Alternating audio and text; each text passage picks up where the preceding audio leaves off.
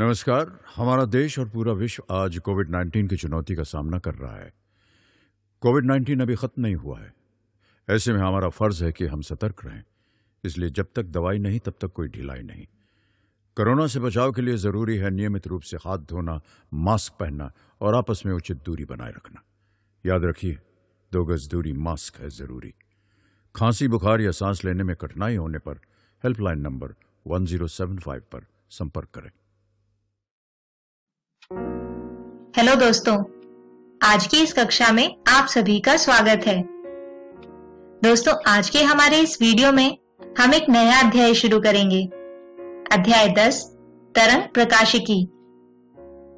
तो आइए आज के वीडियो को शुरू करते हैं। दोस्तों, सन 1637 में दकार्ते ने प्रकाश के कणिका मॉडल को प्रस्तुत किया तथा स्नेल के नियम को व्युत्पन्न किया। इसके बाद आइजैक न्यूटन ने प्रकाश के कणिका सिद्धांत को अपनी प्रसिद्ध पुस्तिका ऑप्टिक्स में और अधिक विकसित किया। दोस्तों, इस पुस्तक की भारी लोकप्रियता के कारण कणिका मॉडल का श्रेय प्राय न्यूटन को दिया जाता है। इसके बाद सन 1678 में डच भौतिकविद क्रिस्टियन हाइगेंस ने प्रकाश के तरंग सिद्धांत को प्रस्तुत किया। इस अध्याय में हम प्रकाश के इसी तरंग सिद्धांत को पढ़ेंगे और जानेंगे कि यह तरंग मॉडल परावर्तन तथा अपवर्तन की घटनाओं को संतोषप्रद रूप में किस प्रकार से समझाता है। तो दोस्तों, इस वीडियो में हम सर्वप्रथम हाइगेंस के सिद्धांत को समझेंगे और इसके बाद हाइगेंस सिद्धांत द्वारा प्रकाश का परावर्तन तथा अपवर्तन को जानेंगे। तो आइए दोस्तों, शुरू करते हैं अपना पहला विषय, हाइगेंस के सिद्धांत को। लेकिन इस सिद्धांत को समझने से पहले सर्वप्रथम हम तरंगाग्र को परिभाषित करेंगे। दोस्तों, जब हम किसी शांत जल के तालाब में एक छोटा पत्थर फेंकते हैं, तब प्रतिघात बिंदु से चारों ओर तरंगे फैलती हैं। पृष्ठ का प्रत्येक बिंदु समय के साथ दोलन करना प्रारंभ कर देता है और किसी एक क्षण पर पृष्ठ का फोटोग्राफ उन वृत्ताकार वलयों को दर्शाता है जिनके ऊपर विक्षोभ यानी डिस्टर्बेंस अधिकतम होता है। दोस्तों, इस प्रकार के वृत्त के सभी बिंदु समान कला में दोलन करते हैं क्योंकि वे स्रोत से समान दूरी पर होते हैं। अर्थात समान कला में दोलन करते ऐसे सभी बिंदुओं का बिंदु पथ तरंगाग्र यानी वेवफ्रंट कहलाता है। अतः एक तरंगाग्र को एक समान कला के पृष्ठ के रूप में परिभाषित किया जाता है। इसके अतिरिक्त दोस्तों, जिस गति के साथ तरंगाग्र स्रोत से बाहर की ओर बढ़ता है वह तरंग की चाल कहलाती है, जबकि तरंग की ऊर्जा तरंगाग्र के लंबवत चलती है।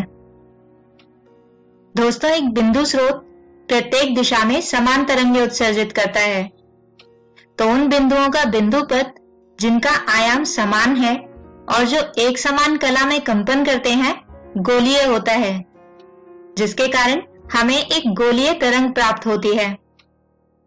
वहीं स्रोत से बहुत अधिक दूरी पर गोले का एक छोटा भाग समतल माना जा सकता है और हमें यहाँ पर एक समतल तरंग प्राप्त होती है। आइए अब समझते हैं हाइगेंस के सिद्धांत को। दोस्तों, हाइगेंस का सिद्धांत वास्तव में एक ज्यामितीय रचना है जो किसी समय तरंगाग्र की दी हुई आकृति को बाद के किसी समय पर तरंगाग्र की आकृति ज्ञात करने के लिए उपयोग किया जाता है। दोस्तों, इस सिद्धांत के अनुसार एक तरंगागत का हर बिंदु प्रकाश स्रोत की तरह काम करता है। इससे सभी दिशाओं में प्रकाश तरंगें निकलती हैं, जिन्हें द्वितीयक तरंगिकाएं यानी सेकेंडरी वेवलेट्स कहा जाता है। इन तरंगिकाओं के तरंग ग्राफों का उभयनिष्ठ स्पर्श तल नया तरंगागत यानी वेवफ्रंट होता है। आइए दोस्तों, अब हम एक समतल पृष्ठ से किसी समतल तरंग का परावर्तन देखते हैं। इसके लिए हम एक परावर्तक पृष्ठ पर किसी कोण I से आपतित एक समतल तरंग पर विचार करते हैं।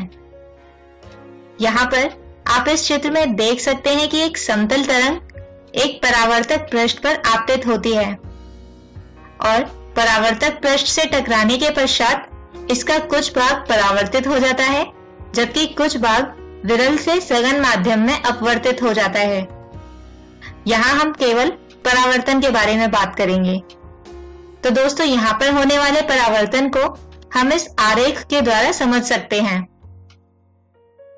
दोस्तों, यहाँ पर हमने परावर्तक पृष्ठ को XY लिया है, जबकि किसी समतल तरंग को जो आपतित होती है AP लिया है।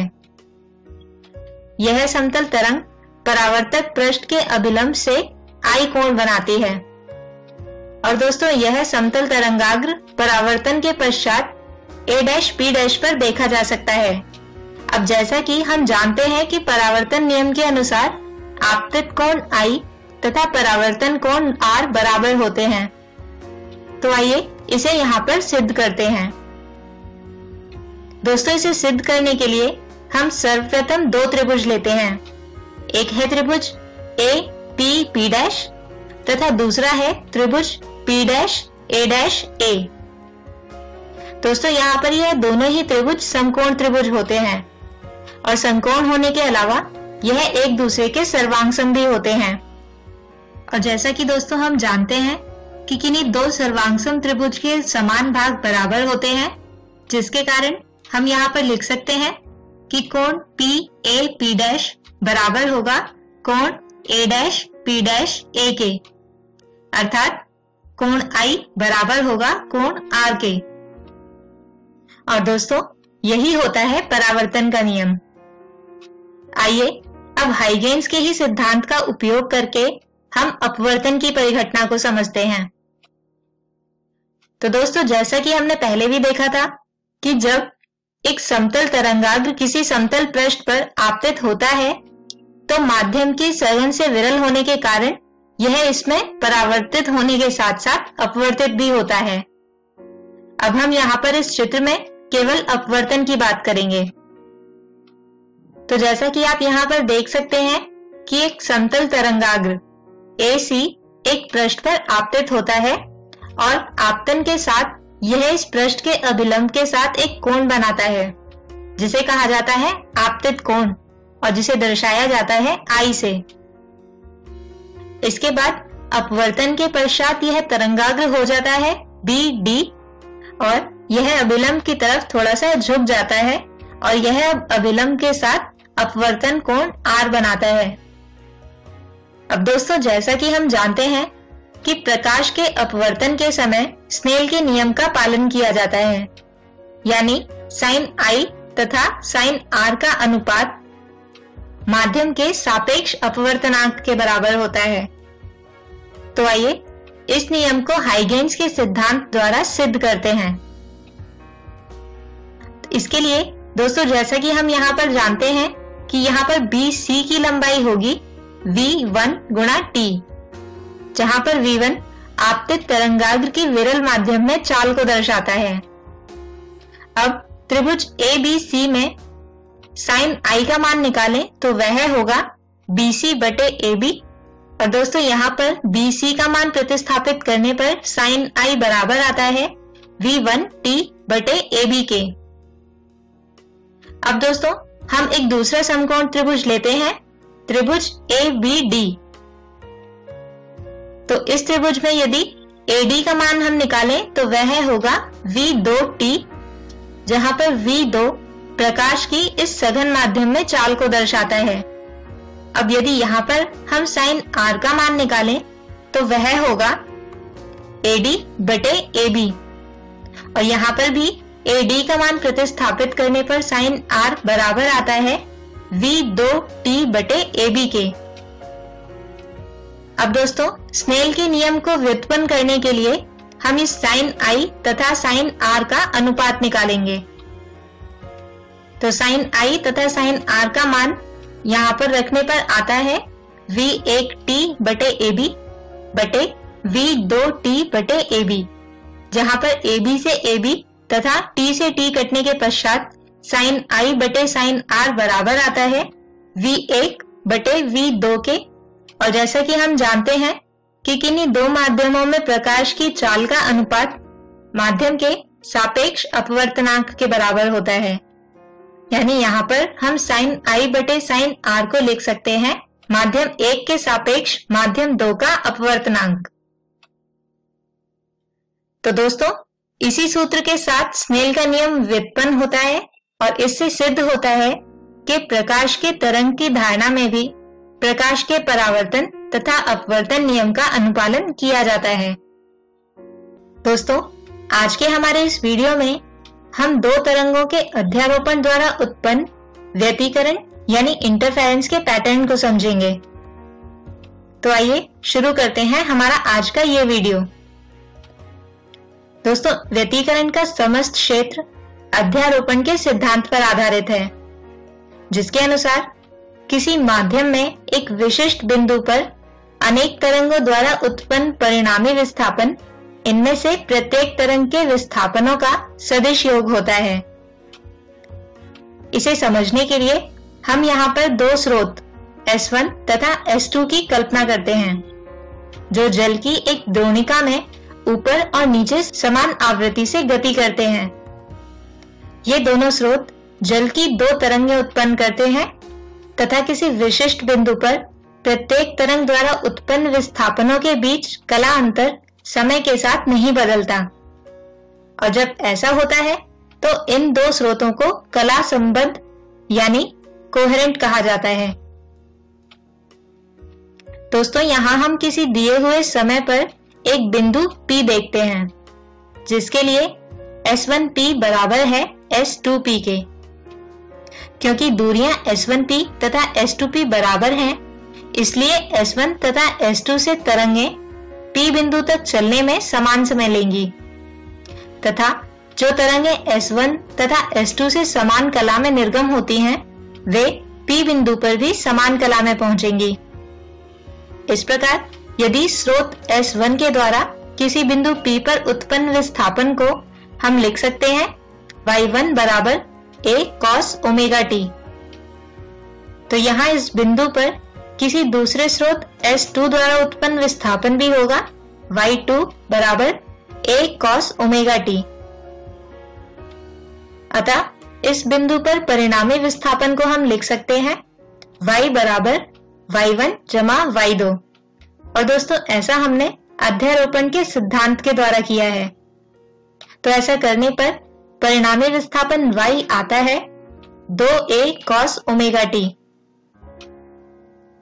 और दोस्तों, जैसा कि हम जानते हैं कि तीव्रता विस्थापन के वर्ग के समानुपातिक होती है, इसीलिए यहाँ पर परिणामी तीव्रता होगी I बराबर 4 गुणा I नॉट के, जहां I नॉट प्रत्येक स्रोत की पृथक तीव्रता को निरूपित करता है। दोस्तों, यहाँ पर इन दोनों स्रोतों को रचनात्मक रूप से व्यतिकरण करते हुए कहा जाता है और इसे हम संपोषी व्यतिकरण यानी कंस्ट्रक्टिव इंटरफेरेंस कहते हैं। आइए अब हम एक दूसरे बिंदु Q पर विचार करते हैं, जिसके लिए S2Q घटा S1Q बराबर है 2 गुणा इस तरंग की तरंग दैर्घ्य यानी 2 गुणा लैम्डा के। दोस्तों, यहाँ पर S1 से निर्गमित तरंग S2 से आने वाली तरंग की अपेक्षा ठीक 2 चक्र पहले पहुंचती है तथा यहाँ पर फिर से ये दोनों ही तरंगें समान कला में होंगी। अर्थात यदि S1 द्वारा उत्पन्न विस्थापन को हम लिखते हैं Y1 बराबर A cos ओमेगा t, तो S2 के द्वारा उत्पन्न विस्थापन होगा Y2 बराबर A cos ओमेगा t घटा 4 पाई अर्थात A cos ओमेगा t। दोस्तों, यहाँ पर हमने 2 गुणा लैम्डा के पथ के अंतर को 4 गुणा पाई के कला के अंतर से दर्शाया है, और क्योंकि दोनों विस्थापन फिर से समान कला में है तथा तीव्रता यहाँ पर फिर से हो जाएगी 4 गुणा I नॉट, और इससे भी हमें संपोषी व्यतिकरण प्राप्त होगा। आइए अब हम एक तीसरे बिंदु R पर विचार करते हैं, जिसके लिए इन दोनों ही पथों का अंतर अर्थात S2R घटा S1R बराबर है ऋणात्मक 2.5 लैम्डा के, यानी S1 से निर्गमित तरंग स्रोत S2 से आने वाली तरंगों की अपेक्षा 2.5 चक्र बाद में पहुंचती है। और यदि हम यहाँ पर स्रोत S1 द्वारा उत्पन्न विस्थापन का मान लेते हैं y1 बराबर a cos ओमेगा t, तो यहाँ पर S2 द्वारा उत्पन्न विस्थापन होगा y2 बराबर a cos ओमेगा t जमा 5 पाई, अर्थात ऋणात्मक a cos ओमेगा t। दोस्तों यहाँ पर 2.5 लैम्डा के पद के अंतर को 5 गुना पाई के कला के अंतर के समान रखा जा सकता है। अब इस बिंदु पर दोनों विस्थापन विपरीत कलाओं में हैं तथा दोनों विस्थापन एक दूसरे को रद्द कर देते हैं, जिसके कारण तीव्रता शून्य हो जाती है। दोस्तों इस प्रकार के व्यतिकरण को विनाशी व्यतिकरण यानी डिस्ट्रक्टिव इंटरफेरेंस कहते हैं।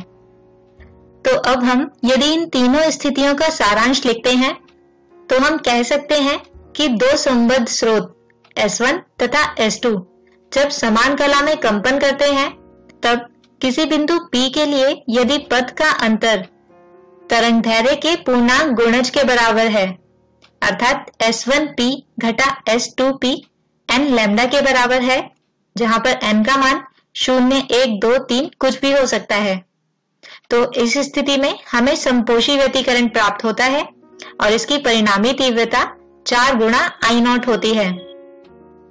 वहीं दूसरी ओर यदि बिंदु P इस प्रकार है कि पथ का अंतर n जमा 1/2 लैम्डा के बराबर है, अर्थात अर्ध तरंगदैर्घ्य के पूर्णांक गुणज के बराबर है, तो ऐसे में S1P घटा S2P बराबर होगा n जमा 1/2 लैम्डा, जहां पर n का मान 0, 1, 2, 3 कुछ भी हो सकता है।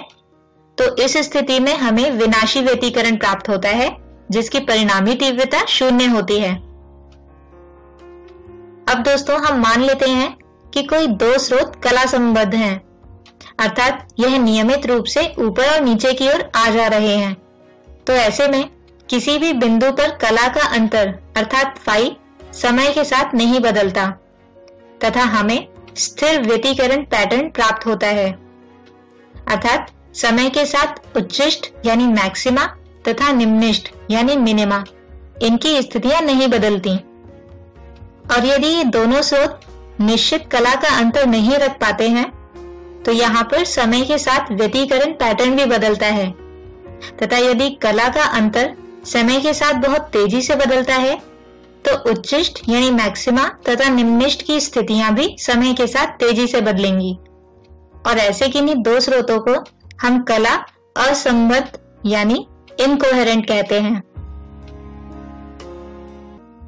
दोस्तों हमने अपने पिछले वीडियो में कला संबंध तथा कला असंबद्ध रूप से तरंग के दो स्रोतों का योग प्राप्त किया था, जिससे हमें दो प्रकार के व्यतिकरण पैटर्न प्राप्त होते हैं।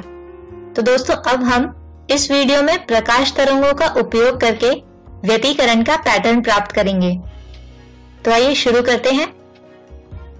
दोस्तों यदि हम दो सूची छिद्रों को प्रदीप्त करने के लिए 2 सोडियम लैंपों का उपयोग करें तो ऐसा करने पर हमें कोई व्यतिकरण पैटर्न नहीं दिखाई देगा। और ऐसा इसलिए होता है क्योंकि एक सामान्य स्रोत जैसे सोडियम लैंप इनसे उत्सर्जित होने वाली प्रकाश तरंगों में समय अंतरालों पर आकस्मिक कला परिवर्तन होता है। अतः दो स्वतंत्र प्रकाश स्रोतों से आने वाली प्रकाश तरंगों में कोई निश्चित कला संबंध नहीं होता तथा ये कला असंबद्ध होते हैं यानी इनकोहेरेंट होते हैं। यानी हमें व्यतिकरण का पैटर्न केवल तभी प्राप्त होता है जब इन दोनों स्रोतों से तरंगे कला संबंध हो अर्थात कोहेरेंट हो।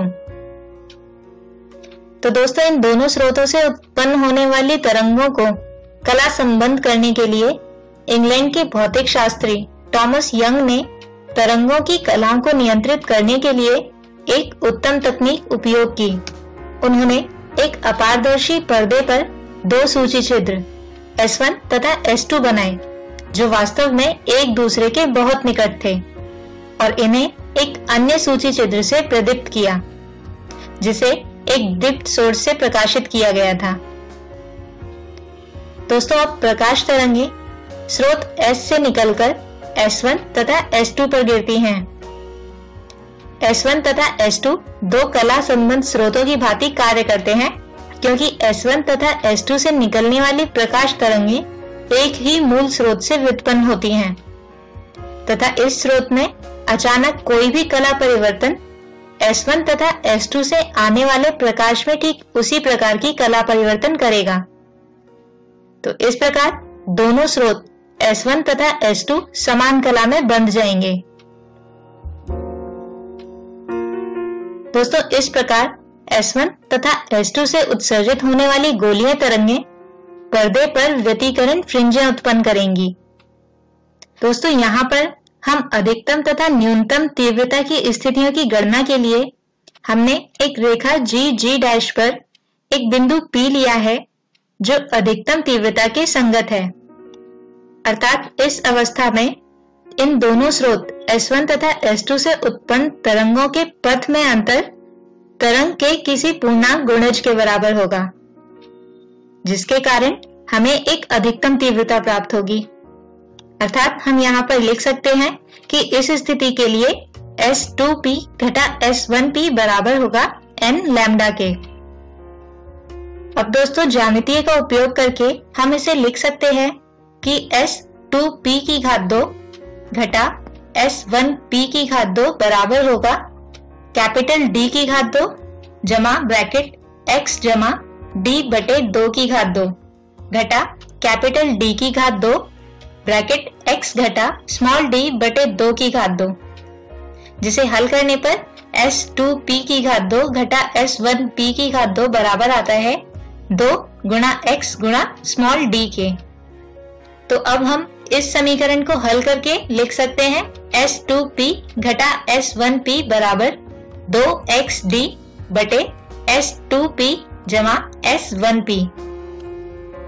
अब दोस्तों, जैसा कि हम जानते हैं कि ये दोनों स्रोतों के बीच की दूरी अर्थात D पर्दे की दूरी यानी कैपिटल D से काफी छोटी है, तो S2P जमा S1P जो दाईं ओर हर में दिया गया है, इसको हम 2 गुणा कैपिटल D से प्रतिस्थापित कर सकते हैं।